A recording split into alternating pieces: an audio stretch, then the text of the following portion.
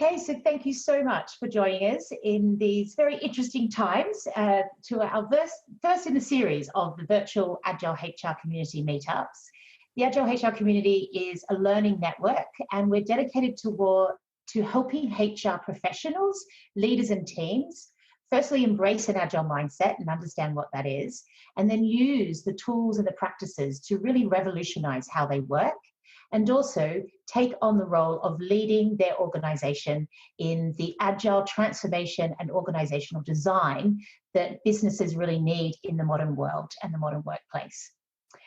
We do a lot of meetups around the world, and often they're face-to-face. And given the circumstances that we're all in at this moment in time, we saw a great opportunity to run it virtually, and we've realised it's such a fantastic way to actually connect our community even more and actually reach out to people on an international level. So thank you so much for joining. I hope you and your family and all your loved ones are safe, and I hope for at least the next hour, all pets and children and any other distractions can also be reasonably contained for you.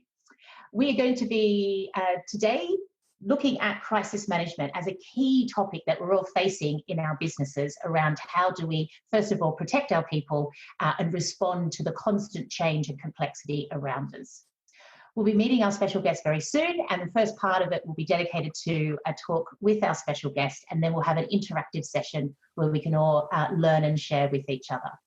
As mentioned, at the Agile HR Community, we run a whole range of learning solutions. So from the Agile Certified Practitioner Program, which I know a few of you have done, and we've got some certified practitioners on the line today. Hello. And we do meetups and learning events across the world. We also do a lot of speaking and, of course, work with teams in-house about how do they actually start to use Agile tools and techniques to evolve their operating model and start to deliver people practices that support and enable business agility. In terms of the topic of Agile HR, we always look at it from two sides. And one is Agile for HR. And this is about understanding the mindset and then how we can use it in our teams. And so we're going to be talking a bit about this today because we're looking at how you apply Agile thinking to how you work and deal with crisis management. The other side is HR for Agile, and this is all about how do we build people practices that enable business agility and our role in organisational transformation and design. So you'll see a bit of a crossover with this topic today as well.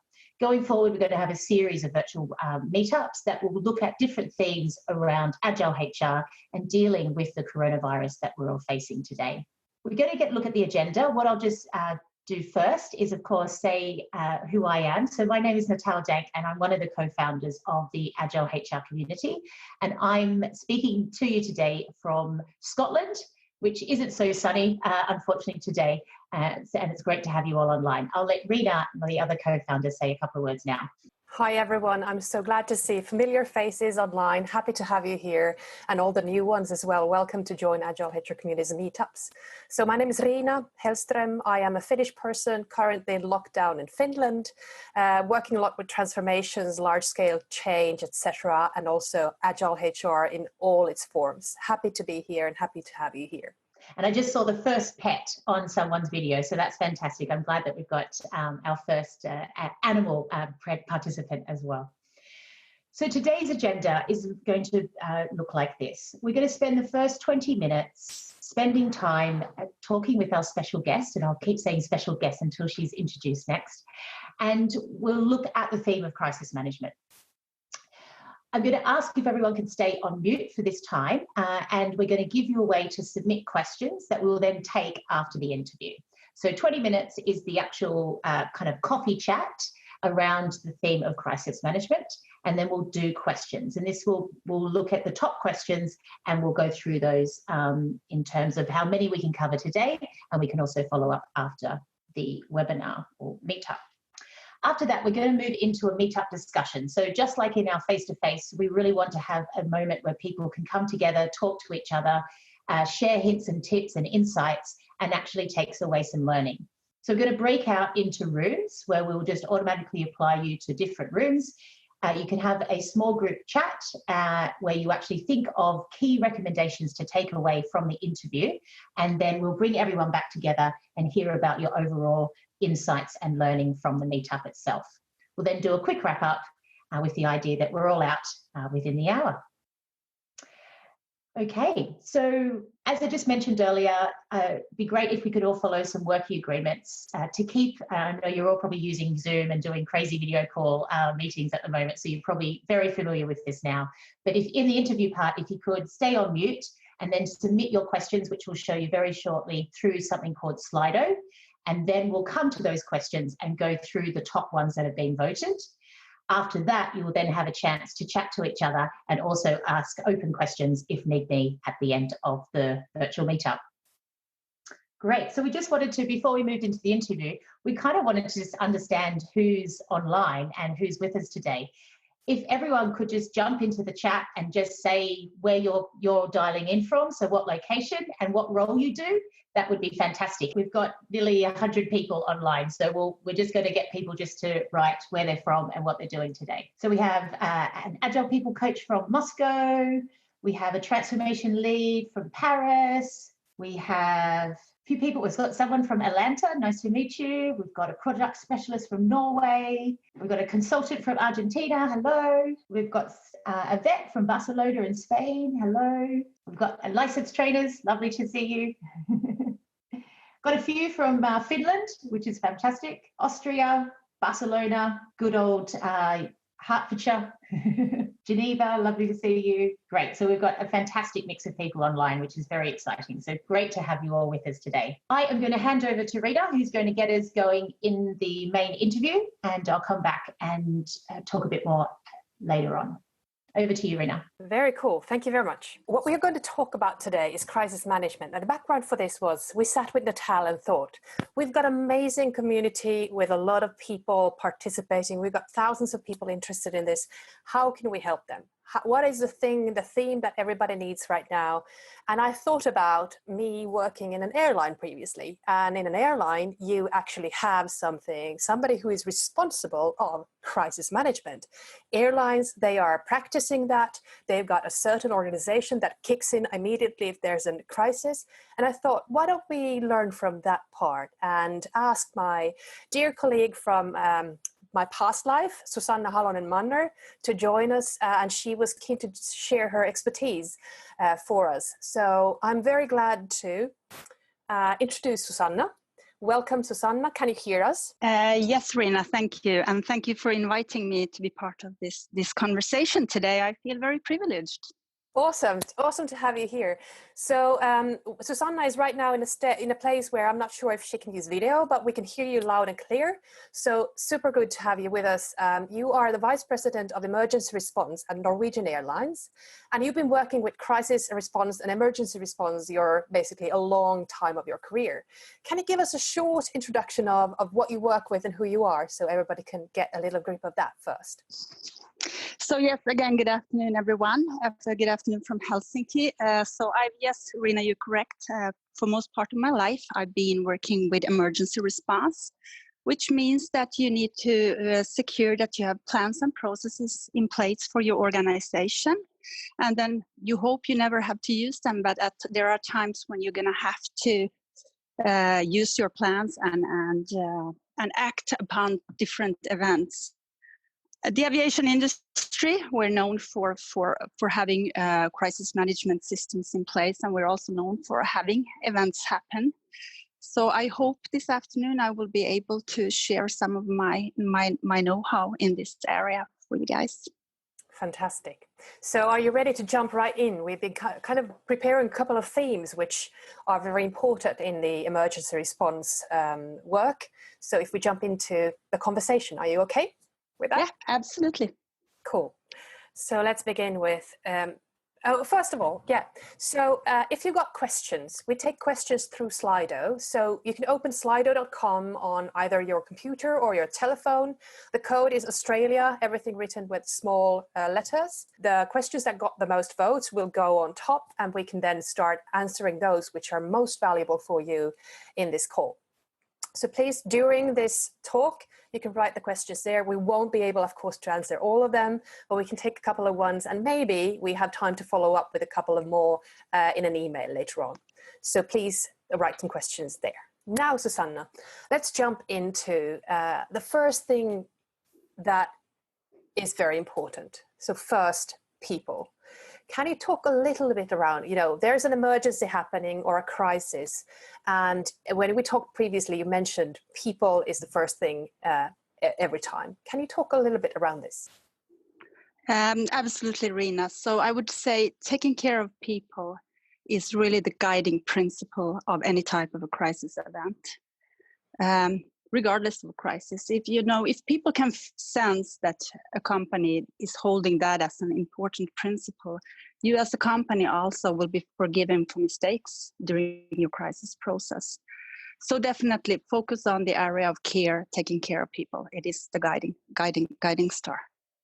And here, if we think about what's going on with the COVID crisis or coronavirus, is that we have something which is a threat to our employees. It's a threat both on the health side and on the economic side for many people. So how to, is there some practices in the aviation field where you is there something you do first every time, or is there something that you think about first people? Is it safety and security of the passengers and the staff, right? That is correct. So, safety in the aviation industry, and I do feel in probably other industries as well is key. You're not going to operate an aircraft if it is not safe, regardless if you're, so people first. Then we go into kind of the operative part of crisis management. So we talk about communication and the coordination and sharing of information. So a lot of the crises that you're preparing for in the aviation industry might be these kind of quite drastic as ones, and then smaller ones. So can you first talk about different types of crises that you might be preparing for? So yes, absolutely. You need to recognize your risks, and you need to know what type of events might occur to your business. And definitely we can have a smaller crisis. We can have bad weather somewhere and all the aircrafts are canceled, and passengers are put in a really, really bad situation. We cannot take them home. Or then you can have smaller incidents where you have some kind of a technical problem and still all people are safe. And then of course the worst can happen when your aircraft has an accident, and that is when we're looking into having a larger event to deal with. So I would say those are the categories. But I think the main point here is that whatever business you're dealing with, you need to recognize your risks and establish processes for how to handle those. Quite often, risk analysis is done on the business side and on the customer side, but very few companies, I think, have been even preparing for something which is a health risk.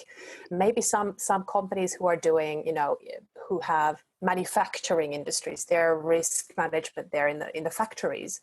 But overall, this has been a massive risk happening right now with the pandemic. If you think about the kind of communication in the risk, what would you say or recommend are the most important things regarding communication in the immediate, phase of the risk, when the risk is ongoing or the event is happening? And information is key when something happens. You want to make sure that you become the source of information that is based on facts. So this is actually something you can rehearse and build around your risks, that you sort of identify your scenarios and based on that already establish templates on statements that you can run out really quickly. Because typically when a crisis occurs, you don't have the luxury of time. So you need to really act fast. So in the aviation industry, you usually have prepared statements to carry on the first hours. And at that point, you would not only be dealing with one type of a stakeholder, you would really be dealing with the entire public or society, providing so transparent information coming out. What you said there is pretty key, is that you said be the source of information. So there's a lot of wrong, false information going on right now about this crisis as well. So if you're in a company, you would probably like to have some kind of a trusted source of information, right? And as a company, if it is your event, you want to make sure you take leadership and you become the source of information. You want people to come back to you and ask for information, because if you don't take that space, if you will, or take that leadership, somebody else will. And you would not want to see a crisis happening that is your crisis, as a matter of fact, but it is ran by somebody else. And again, you know, this is the first hours, and this is really easy for any company to establish procedures and actually rehearse it. So you're talking about rehearsing what would happen, so playing out a crisis, basically. Yeah, just, you know, exercising it, rehearsing it.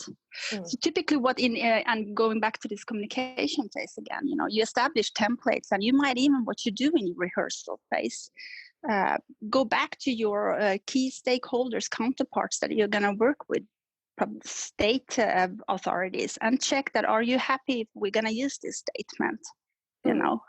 And because again, you don't have the luxury of time when something goes wrong, when something happens. Also remember, when working with the aviation industry, we had a session about the media's way of trying to figure out calling anybody in the company, getting information from that company. So they are ruthless in who they call and ruthless in who they contact.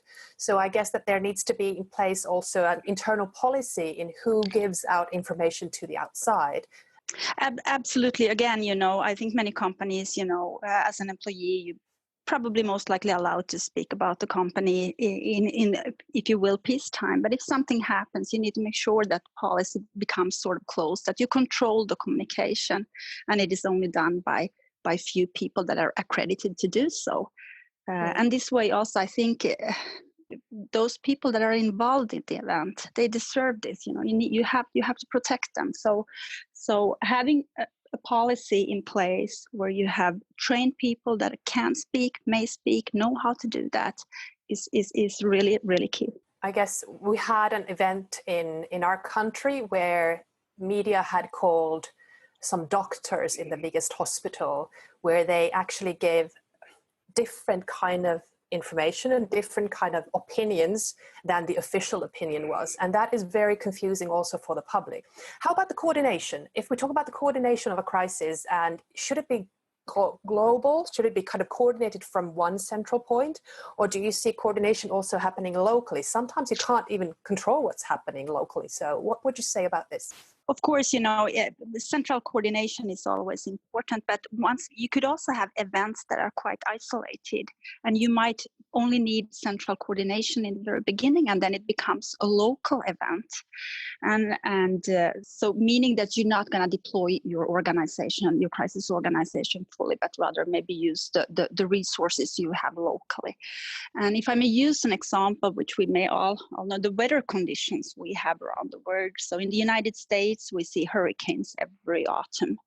And we pretty much know and we prepare for those. So when that hurricane occurs, we're really dealing with a local issue, because we can still fly aircraft in Europe and Asia perfectly well, but the local people there would be activated and deal with the local situation.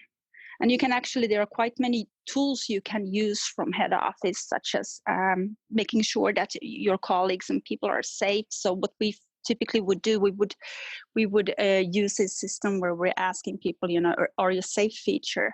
That would be used in case of a hurricane, after the hurricane, just to reach out to see if our employees that are located or are positioned in that location. So getting a signal that they're safe and fine and good. Yeah.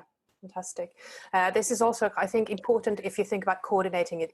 Being a HR person in a global company, I just discussed with one person who was the APAC leader for a big company. And she said she's handling every country's incoming queries currently on what to do with the COVID crisis. And they need to handle some locally, but some of the stuff they need to agree on how to do globally.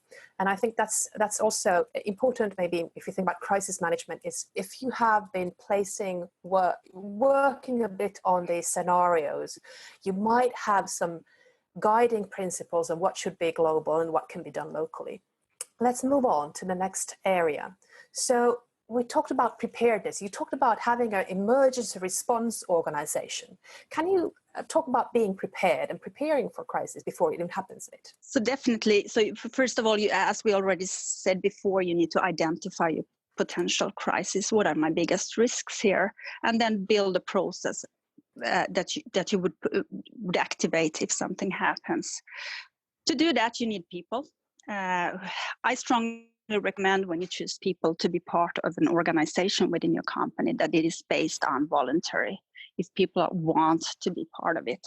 And obviously then, of course, typically you might not get an extra pay for it being a part, but rather being getting, you want to be part of something. So that would be one, but those people need to really be trained. So we come back to really having a process is not enough. Having a crisis process, you need to train your people and you need to rehearse your process. And you can think about it, people, training, you can't just put people out to expect them to deliver something if they don't know what to do. I think it would be very unfair to put someone into that position. So training the individuals and then exercise the process. That would be your golden opportunity, as a matter of fact, to make adjustments to your process. And you also mentioned better to overreact if there is a crisis situation or an emergency. What would you say here is, what's a good guideline here? So if you're not unsure of something occurs, and typically it goes quickly, and you need to activate your organization, and you're not really sure if you should or you should not, and you should. Because calling in people and starting up a crisis process, it is really easy to call it off. And you can dismiss your colleagues and you can say, well, hey, this was a good rehearsal. So it's better to overreact than underreact, if you will. And sometimes you can lose. Even a day lost can mean a lot in reacting for a crisis. And we've seen some countries lose days or weeks here as well, not having a team in place to cover all the questions. The ripple effects, we talked a bit about this as well when we first had the call with you, is that with the crisis, there are other effects on the business as well. So can you share a little bit about your thoughts with this part?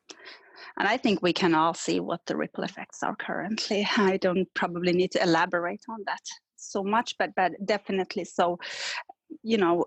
Economies, we live in a global economy. We have intertwined processes. So definitely if something occurs, like if we're using now the COVID as an experience for the aviation industry, closing down airlines or not operating aircraft will affect the airports. It will affect the restaurant owners at the airports. It will affect the hotels. It will, the taxi drivers, and we can go on and on with logistical chain.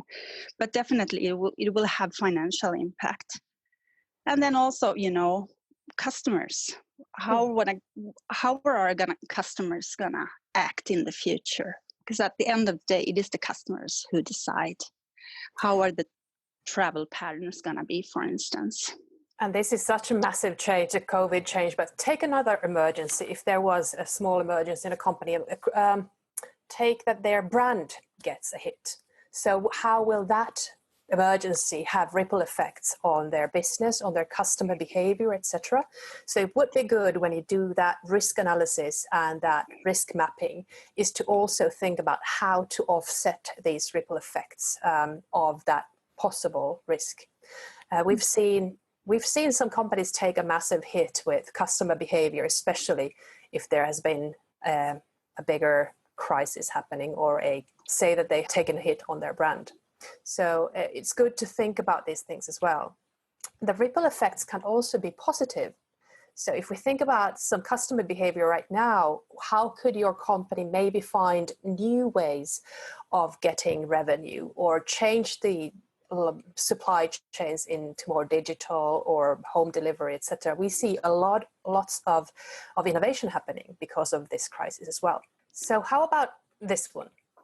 So you might be under a lot of pressure. We have seen a lot of HR people right now who are dealing with day in and day out the normal operative stuff with HR, and then adding on coronavirus, handling that crisis, the policies, helping out managers, working with the health and safety, etc.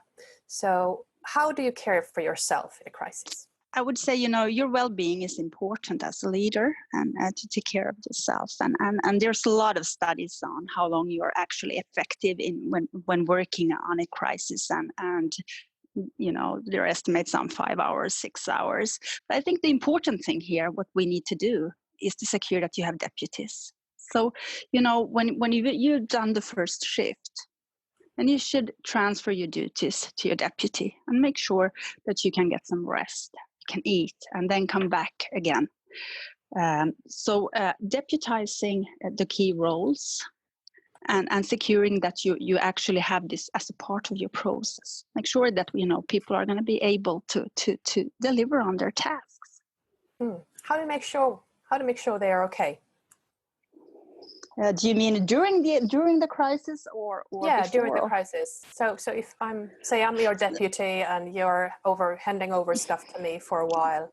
So what we've done, and this may not apply for all cultures, but one thing to think about is that we usually say that, and especially for our volunteers, that if you're called in, you're notified, you get a mobile text that we're going to activate our organization. And if you maybe going through something else in your life that might be difficult, you might be in a divorce, or you just maybe lost your parent or something, then it's quite okay to say that I will not be able to assist today. We're not going to question that.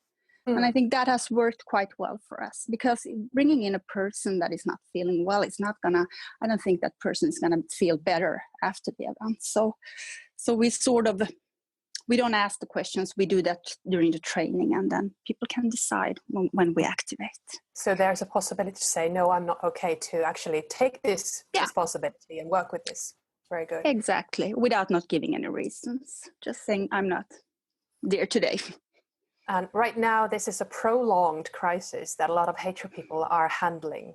And we can see them taking care of a lot of not just kind of health issues with coronavirus, but also mental health, new ways of working, having managers that are not used to handling distant managing of teams.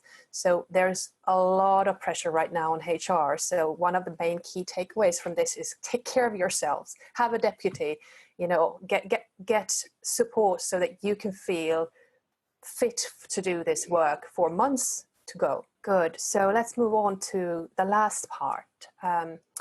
There's always a way back after a crisis as well. So there's some learnings from leading the recovery and the crisis retrospectives that you also have mentioned previously when we talked. What would you say is important here? So, I would say there will be a point in a time when you're operating on a crisis where you feel that either the activities are going to sort of end in the crisis process, or maybe you're just going to need a handful of people dealing with certain aspects, possible legal litigation, insurance, etc.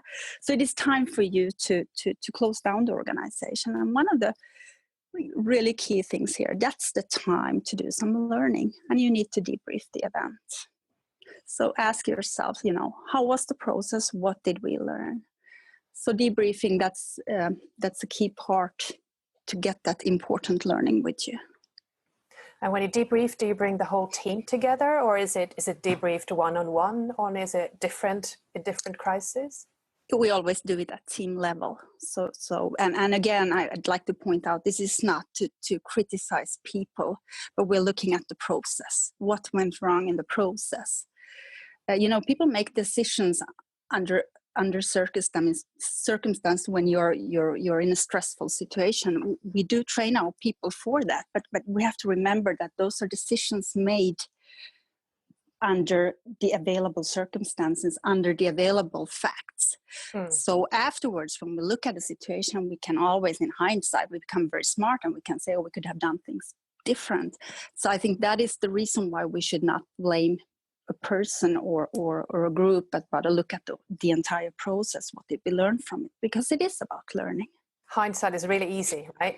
So so having retrospectives or having debriefing where you're looking at how did we do it? What is the process that we worked according to, and what can we take forward as a learning from there is something that is very important.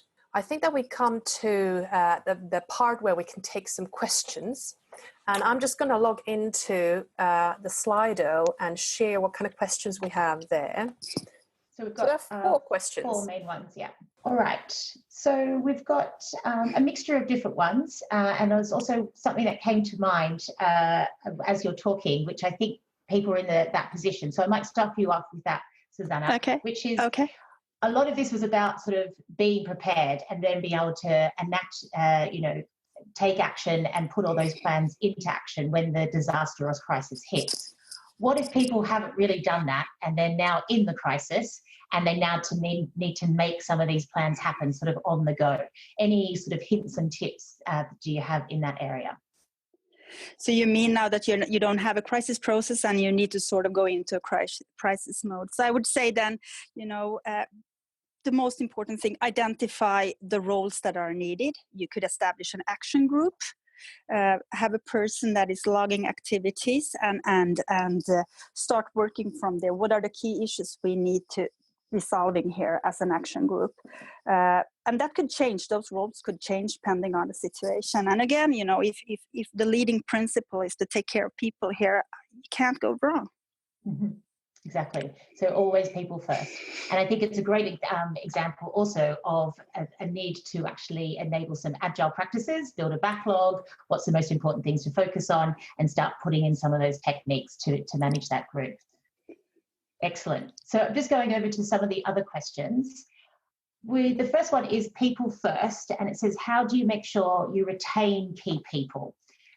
So in times of crisis, we might have a flight risk for some of our key people. So any kind of suggestions in that area? So do you mean now that, just so I understand the question right here, it's a very good question, to retain people in the organization as such when you go into a crisis like the COVID? Or is that how I understand the question? That's how I'm understanding it. I think take it on that level. And so I think from a talent perspective, in terms of a flight risk and also just general impact on your key people. So yes, and of course, you can't hold people if people decide to leave, there's nothing you can do. I think this is builds on your values as a company, that you are an attractive company where people want to stay. That would be the on a principle level how you retain people. If I understand this question right now. Exactly. So I agree. And I think maybe this sort of feeds into another one that's on there, which is, in terms of company culture, transparency is a really important value, and it's also an important value in Agile. When we're in a crisis situation like this, how can you maintain a level of transparency? Do you need to actually forego some of that, or can you do this in a nice, very open and transparent way? What's your thoughts on that? I think as much as you can, you should be transparent in your communication when you provide information, because we have to remember we live in a world of social media where information is transmitted really, really easily and goes quickly. So be transparent. But then if you have a specific role in a crisis management setting, you might need to have additional information in order to do your work. And that is then something different. But as far as communication goes, as much as you can be transparent, the better, because then there are no secrets, Yeah. And I think that relates very nicely to the messages you had, where you should be the source of information. So if you're talking openly and you're keeping that consistent dialogue with your people will feel that they are getting the right information from you and don't need to go elsewhere as well, which is good. Exactly. We have to also remember when we are HR that if we're working for a listed company, we can't be transparent about all the information that we have. Of course, if there's going to be layoffs, if we're going to look at massive redundancies or big cuts in the revenues or profits, we can't really be transparent about all of those things because of the listing and the secrecy of that. So we have to remember that as well as another point here. Mm-hmm. Yeah. Okay, great. And then moving into, because you mentioned a little bit of social media there, Susanna. So we've got two more questions. And the next one is, how do you see social media, such as Twitter, changing the way the communication is managed in a crisis? We see more big global brands directing customers there. So have you seen any kind of increase in the use of this kind of format, and any kind of sort of considerations or reflections on the use of different types of social media?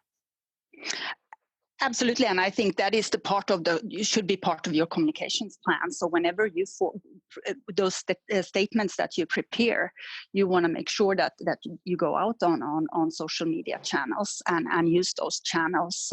Again, transparency here becomes important. But we're definitely, those are important channels. As a matter of fact, we can see that a lot of press conferences today if you have, for instance, an aviation accident, are actually held, and you can actually watch them from YouTube. You're actually reaching a much, much bigger public when your CEO steps up and uses social media channels. Susanna, you also mentioned when we talked previously that you are using quite modern channels as the emergency response app. Can you talk about that a bit? So going to the channels where people are. Absolutely. And you know, what we can say today, we all, you know, people are very close, they live close to their phones. And so also our colleagues in Norwegian, we, you know, the phones, if you want to transmit or if you want to have information out, it is really key to digitalize and use applications to reach out. So what we've done, we've actually created an app where we have the entire crisis management process, because we know people are not going to walk around with documents, manuals. You know, it's just not happening. So we rather you should be able to find your duties. You should be able to be notified. You should be able to receive information on your smartphone. So there's a few more questions coming in. I'm just conscious that we were going to move into our breakout discussion. So we'll do that, and then we can return to some more at the end if we have some time.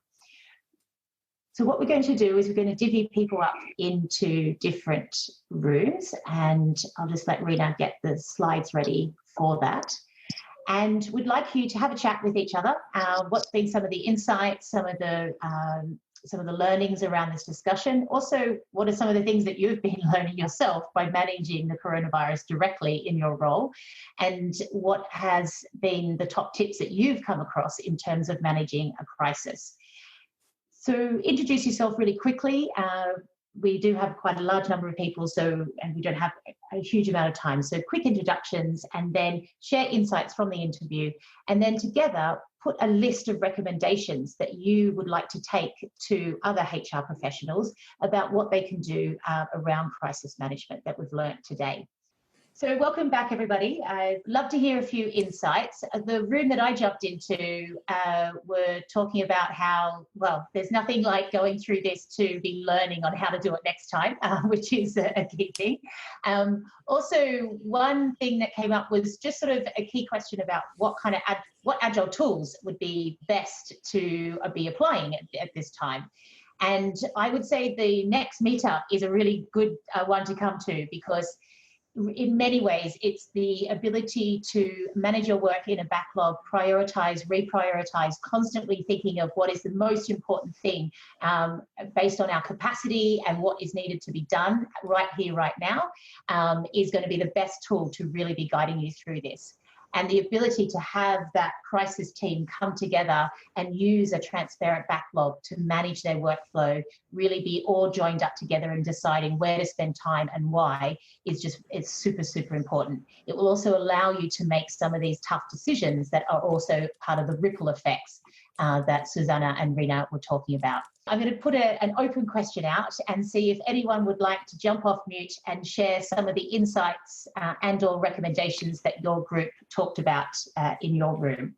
I can talk about one. Cool. Awesome. Hi. So I talked about, because my organization is quite huge, and because, as Suzanne said, there's so much information around during this period. So one thing that we established really quickly was to have a single source of truth and a single point of information. And so the way we did that was by sending out daily emails to all members of staff. We also built an FAQs page, and it's got different sections on everything related to COVID-19 and the situation, and then that gets updated regularly. And when it's updated, then there's a tag to say new information, just so that people know what's been added recently. So I think that's something that's really, really helpful. The other thing that I was going to mention as well, which we didn't talk about in our group at all, was that solutions are by their nature context specific. And so I think it's good to have the general principles, but then how they then apply within different contexts is for people to determine. So what would work for a huge organization might not necessarily apply for a smaller organization. But I think the key principles are there to kind of take and run with and define within our individual contexts. Yeah, no, great point. Thank you. And because we always talk about in Agile HR itself, it is so contextual. So you learn from each other, take away ideas and case studies, but then very much relate it to your organization, your culture, and understand what's best for you. I might just go over to Susanna again. So disasters they can be different. So you might have a natural disaster versus you have something like now, which is a virus which we've never really come across in this way before, versus a threat to life in terms of an attack of some kind. But is there a sort of, can you kind of create a sort of a semi-template that people can then adapt based on the crisis itself? Do you have any hints and tips around that? So like we just heard, this idea of taking some core principles and then adapting it for the context at a given time. I think definitely you can create templates once you identify your risks, where you simply, so what we do is that, for instance, for an aviation accident, we create a template and we make sure it's approved at all levels. And then the only thing we, in principle, need to fill out is, the destination and origin of the aircraft, how many passengers were on board, how many crew did we have on board, and that is ready to go within 10 to 15 minutes of the event. So again, I think you need to go back and look at your company and what are my risks really, like, and of course then you will have these unknown unknowns where nobody really could even imagine the consequences of COVID, but you will have saved some time. And I also like the fact that we spoke about sending emails every day. That was an excellent example of creating a channel and becoming the trust, sort of the source of information. People would be waiting for getting that information, and you've just built a channel where to get facts. And also possibly challenge some non-facts that are out there at the moment as well, which I think is just as important in this with what's happening. We are about time. So yes, we are. So I think we'll need to wrap up. Thank you so much for joining us today. I think it's such an amazing topic that there's just so much in there, but what it also starts to bring out is what are some next steps. So, and this sort of goes into the next virtual meetup topics that we're looking at. So the next one is how to use Agile to help you make tough decisions. And this leads off very well from the discussion that we've had. How could you actually start using some tools and techniques to actually be doing these risk assessments, be deciding on what to focus on, putting your plans together, and then putting and executing those plans when crisis hits. So please join us if you can next week to go into that. We've got some amazing stories coming in that we're going to share from people that are doing things now with Agile to help them deal with the crisis.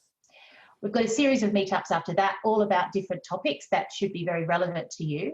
We're also really happy to announce that our Certified Practitioner Program is now a digital product, and it's done in a way that actually I think is going to be a fantastic learning experience. So it's over a period of sprints, how better way to learn, basically. So you will breaks the topics down into key chunks where you actually have time to apply tools and techniques and develop skills, while also coming back and deepening learning through virtual coaching sessions. If this interests you, please go onto the website and check it out. It's just gone live, so it is open for information and also bookings, or reach out to Rena and I, and we can tell you more. So it was great to see you all today. We also do have our Agile HR book that is coming out in a few months now. There's been a slight delay caused by coronavirus, but it is written, so it's ready to go whenever the bookshelves are ready to take it.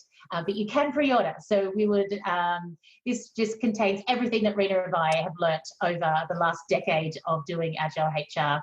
Also, it contains all the stories and great case studies that were collected from the community and people like yourselves. This is the book we always wish we had. So we'd love to share that with you. So you can jump on the website and also check that out. Thank you so much for your time. And the community is about being together, learning together, and sharing our stories. Please get in touch if you'd like to share your story about dealing with the coronavirus and using Agile HR to do that. We'd love you to be part of the next meetups. Awesome. Thank you so much, everyone.